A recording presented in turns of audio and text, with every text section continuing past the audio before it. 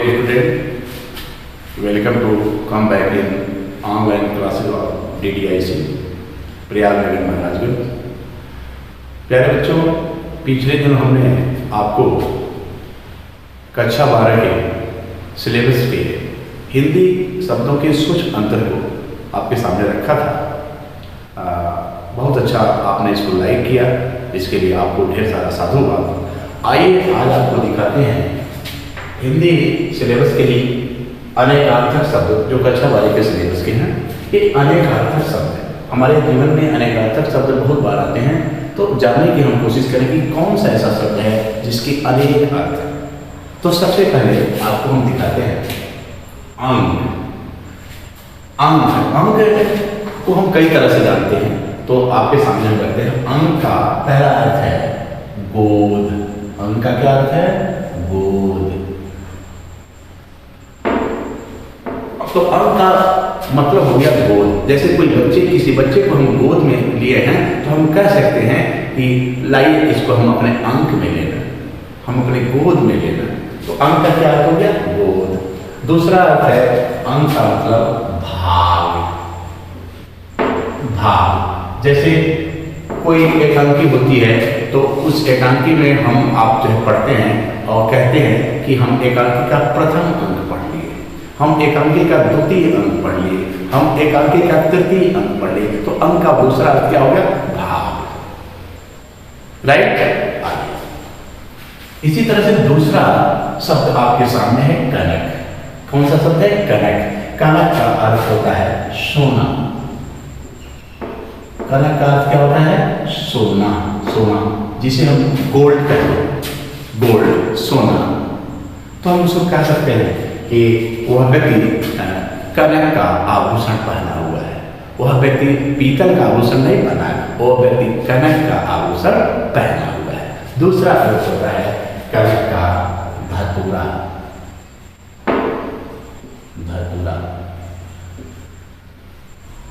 धतूरा, धतूरा मादक पदार्थ। कनक का दूसरा अर्थ हुआ धतूरा, और धतूरा के बारे में हम सभी जानते हैं। धतूरा एक मादक पदार्थ है जिसके सेवन करने से आदमी मादकता से भर जाता है, मदमस्त हो जाता है। तो कनक में दूसरा क्या हो गया? धतूरा। कनक में धतूरा। दूसरा आपने समझ लिया, कनक में धतूरा। एक कनक का तीसरा अर्थ होता है कनक मीन्स गेहूं। कनक मीन्स गेहूं।